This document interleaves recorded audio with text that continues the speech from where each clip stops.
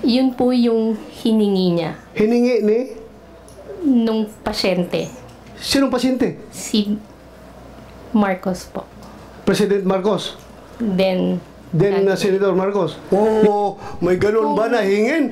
I-test nyo ako sa cocaine. I-test niyo ako sa Cebu. I-test niyo ako sa marijuana. Wala. Pupunta ako sa inyo, magpa-drug test para pag mag-negative, dalhin ko yung dokumento, nag-apply ako ng trabaho. So, head po ako ng drug testing laboratory ng St. Luke's Medical Center, Global City. So, yung 2 minutes and 54 seconds po, kaya po talaga ng drug testing kit. Mabilis pong lumabas yung resulta. Yung mga sinasabi po nilang 5 minutes, yun po yung maximum time na i-allow namin na lumabas yung line ng drug test. Pag lumabas po yung linya, hindi na humawawala yun, negative na kayo. Pero yung naghihintay kayo na mag-a-appear yung linya, hanggang 5 minutes po yung maximum. So we can get, sorry po, 40 to 50 seconds, may resulta na po. Ano? 40 to 50 seconds, may resulta na? So yung doubt nila na 2 minutes so fast is not improbable and is not impossible. Correct, sir. Correct? Yes, sir. Okay, we May have the linya ba answer. lumabas, Doktora?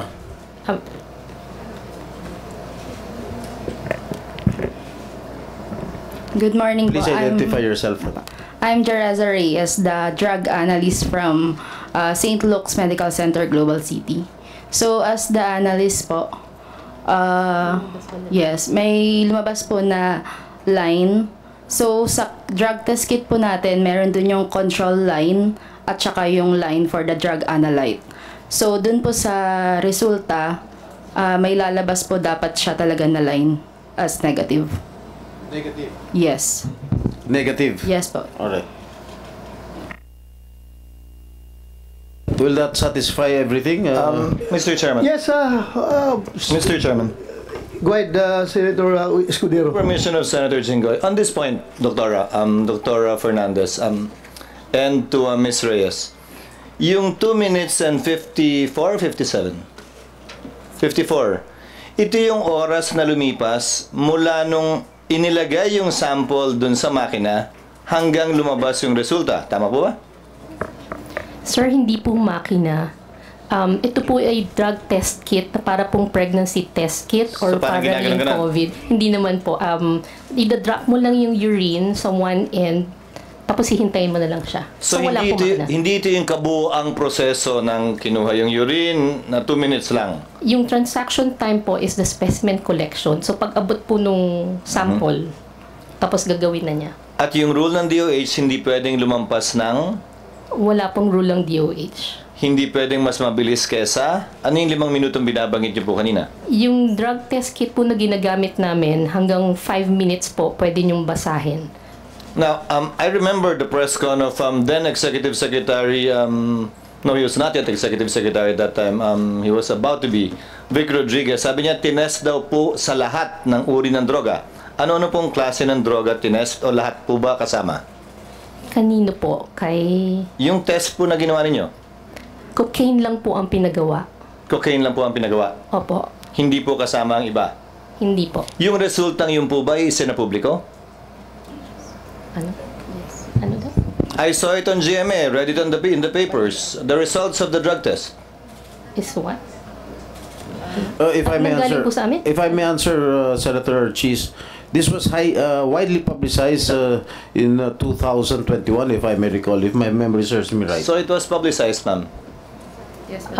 It didn't come from St. Luke's. It We do came not from know. the person tested. So, Personally. Mr. Senator Chis, yung drug test na ito na pinag-usapan na ito, yung sinabi ni Executive Secretary Rodriguez, this pertains to the drug test that you made on the former Senator Bongbong Marcos? Yes. Yes. Yung ba ibig mong sabihin? Yes. Opo. Yan yun? Opo. So, you said that particularly cocaine ang tinitest ninyo. Why cocaine? Yun po yung hiningi niya Hiningi ni nung pasyente. sinong pasyente? Si Marcos po. President Marcos. Then, Senator Marcos.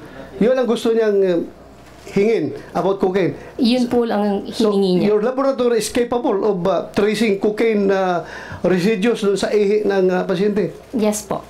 So, iba yung ginagamit nyo sa cocaine, iba yung ginagamit nyo sa shabu. Iba rin Iba po. gagamitin ninyo sa marijuana. Am I correct? Opo. Pero kung ako, walk-in lang ako, pupunta ako doon sa iyo, I want a drug test. Anong gagamitin ninyo? Kung ano pong hihingin nyo. Oh, may ganun ba na hingin? Ah, Kasi lahat ng tao dito sa Pilipinas magpa-drug test. Hindi ba nagtatanong na i-test nyo ako sa cocaine? I-test niyo ako sa shabu? I-test niyo ako sa marijuana? Wala. Pupunta ako sa inyo, magpa-drug test para pag mag-negative, dalhin ko yung dokumento, nag-apply ako ng trabaho.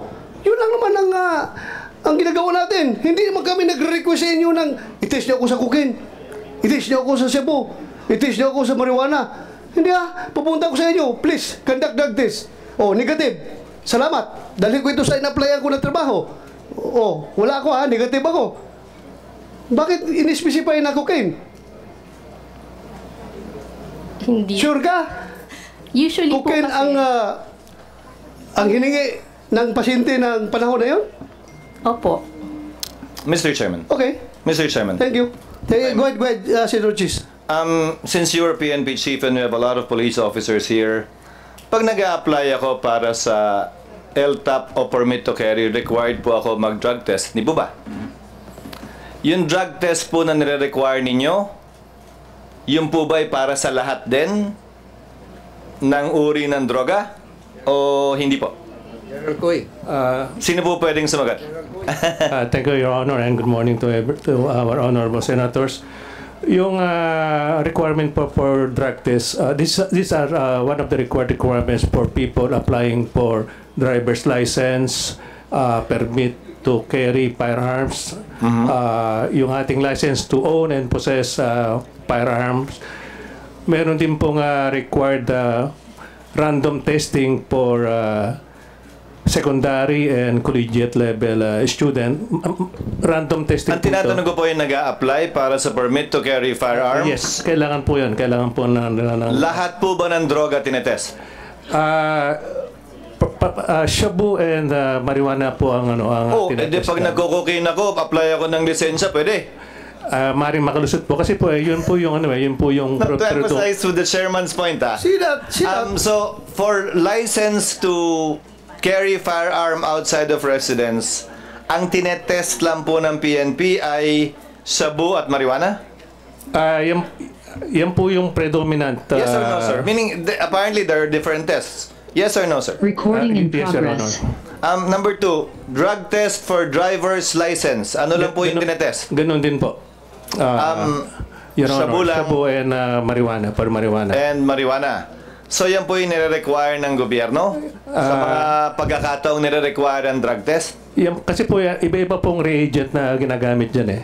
At itong shabu and marijuana being the predominant drugs na ginagamit natin, yan po yung marami na tayong reagents. Sir, saan po nakasulat yan? Na shabu and marijuana lang ang test natin?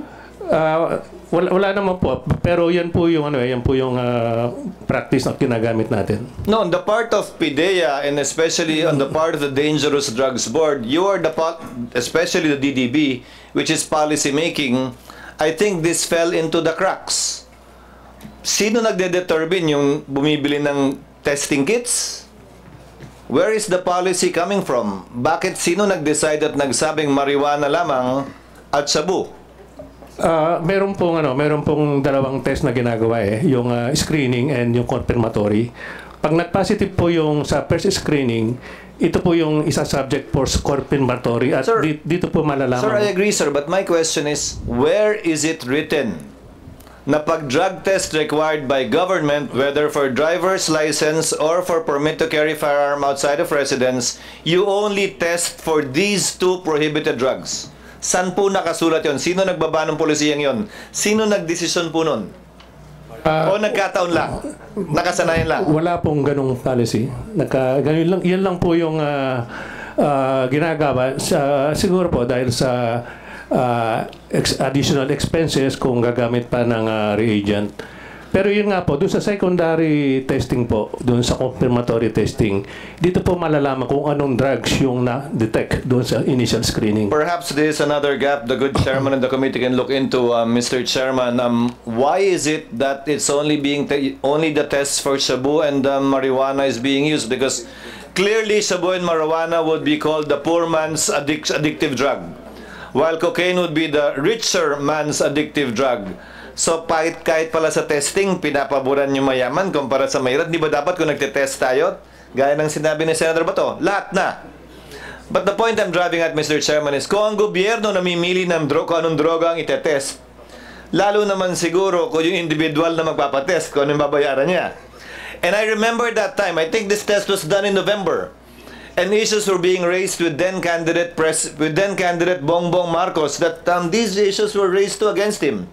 That allegedly he was a cocaine user, and that's why at that time they conducted these tests to answer in light of the political perhaps weather at that time, the issues being raised against him. Although there is no legal requirement for a candidate to do a drug test, that was attempted at some point in time in our history to require a drug test, but the Supreme Court unfortunately struck it down as an additional requirement for elective office, which is not allowed under the Constitution. Unfortunately, sana nga ni-require yun, pero hindi. Sabi ng Korte Suprema, hindi pwede.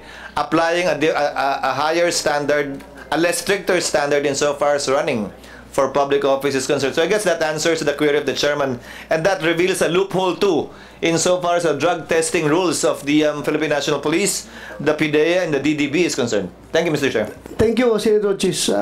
So I presume that as a result of this inquiry in aid of legislation, this committee will propose a measure requiring all candidates to undergo drug test before they will be I know it's bawal according to our constitution.